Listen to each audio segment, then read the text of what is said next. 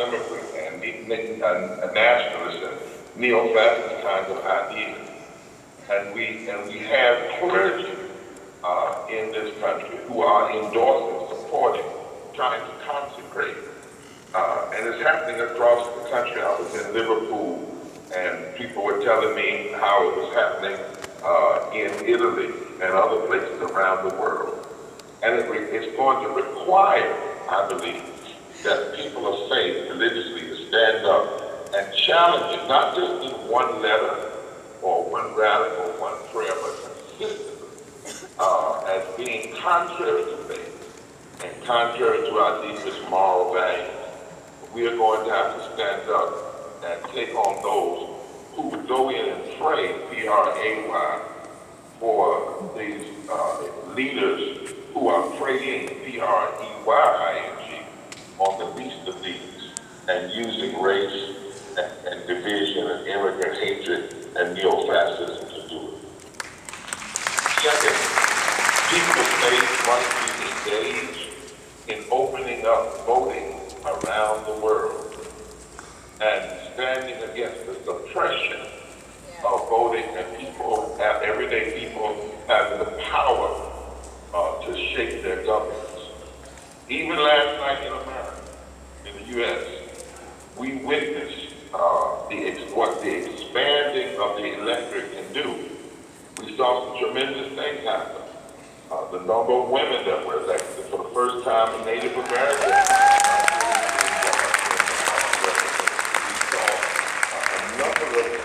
We saw states stand up and vote for living wages on their ballots in America. But we also saw what voter suppression can do.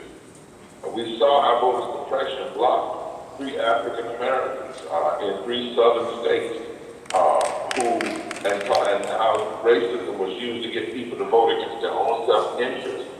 And so it's happening not just here, but around the country. Democracy is being challenged, and more importantly, the free expression of the franchise to vote. And the reason why I want to bring that up here is because for me, voting is not a Democrat issue, a Republican issue, or a left issue, or a right issue, a conservative issue, or a liberal. It is a theological issue.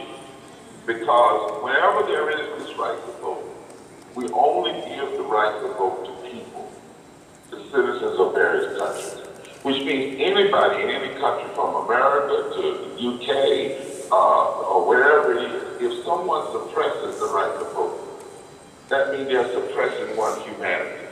That in essence, they're saying that certain people are not made in the quote image of God, and therefore they can be denied the right to participate in shaping their government.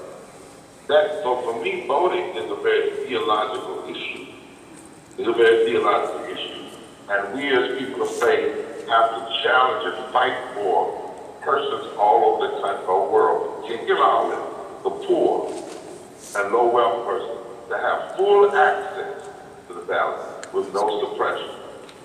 Third, I believe there are 5 ideological injustices we must challenge with a moral critique. Politics alone is not going to do it. Politicians are not going to do it. Just doing it during elections are not going to do it. Those 5 issues are systemic racism. And when I talk about systemic racism in the United States or around the world, I'm not talking merely about people who call people racist names, but the policies, whether in Brazil or in America, the policies of systemic racism, policies that are passed and designed to particularly hurt people based on their race. We must be engaged in challenging that. We must be engaged in challenging systemic poverty. The billions of people around this world that are poor, in a world that has plenty, in a world that has enough, we can never stop and challenging systemic poverty. And we must challenge it again, not just with a word or a memo, but we must be engaged in organizing the poor, to be work with the poor, not for the poor. We must challenge ecological devastation and what's happening to our world, and what's happening when people are poisoning the land, the air, and the sea, and the way in which that is happening around the world.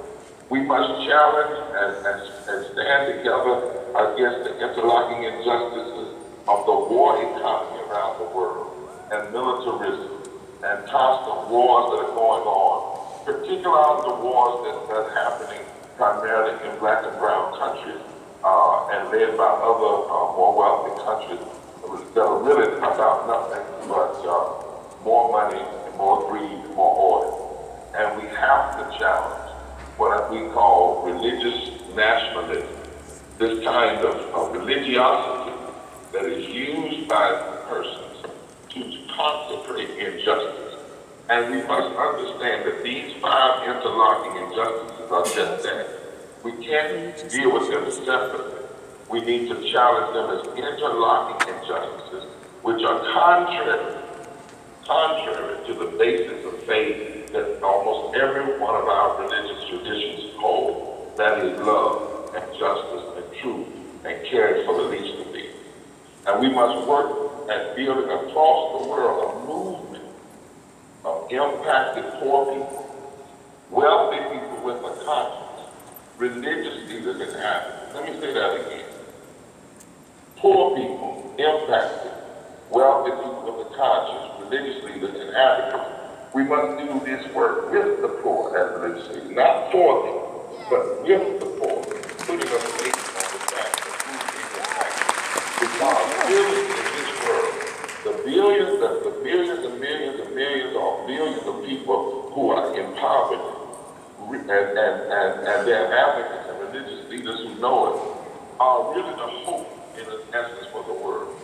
They are the hope in turning us away from these injustices. And we, lastly, must be in our pulpits and in the public square. In our pulpits and in the public square. In our synagogues and in the streets. In our churches and on the corners. We must be there. We must be out in the churches and in the community. We must move not only in our temples and declare truth, but we must declare that truth right in the midst of the people, in the halls of power. Yes, yes. Because what we need more than anything, I believe, in this world right now is a movement of poor people and impacted people and religious leaders and advocates, and as I said, wealthy people of conscience who are willing to bind together to challenge consistently, not just one time, but consistently, these systemic issues. Now, lastly, I want to close with this scripture from Amos chapter 5, because there's a text that is honored by Jews and Muslims and Christians and many others. Okay. Amos chapter 5, here is what it says, and I believe it's instructive for us now. And it says this in the Message Bible. Justice is a lost cause. Evil is epidemic. Too many decent people throw up their hands and say protest and rebuke are useless and a waste of breath. God says, I need people who will seek good and not evil and lead. Many talk about God, that God is an archangel army, but you're being your best friend. Well, then we need nations that will live like it, and maybe it will happen. We need a group of people who will hate evil, love good, and then, listen to this text, work it out in the public square. And maybe God, the God of the angel armies, will notice your remnant and be gracious. God says he needs a remnant of people that can focus on these issues and change the world. Lastly, here's the rest of the text. Now again, my master's message, God of the angel army, says, go out into the streets and lament loudly. I need a people who will fill the malls and the shops with the cries of doom and warn the world, who will weep loudly, not me, not us, not them, who will empty offices, stores, factories, workplaces, and will enlist everybody they can in a general lament. I want to hear it loud and clear, and when I hear this remnant that is willing to cry about the wrongs and injustices that are going on, the text says, God says, I will make my business. All right. There is a sense in this text that God needs us, more than a religion, be the ones that teach this world how to cry and what to cry over, and to challenge injustice nonviolently. And when we do that, even though it may not be the whole world, a remnant of us working together can cause the very attention of God to empower what we do and to challenge the systems and the forces of injustice. I believe this is a must now. I believe that's why all of us are alive now. I believe we're being called now. I look forward to uniting with the Parliament of Religion around the world as we fight against these nonviolent and with love, systemic racism, systemic poverty, ecological devastation, war economy, false religious nationalism, and we stand against the strong men and women who would take us into the bad places of division and race and hurt. And we stand together with impacted people, with wealthy people conscious, with advocates, fight together for a better world. And we refuse to give up because God has told us He always needs, or she always needs, a remnant in the earth.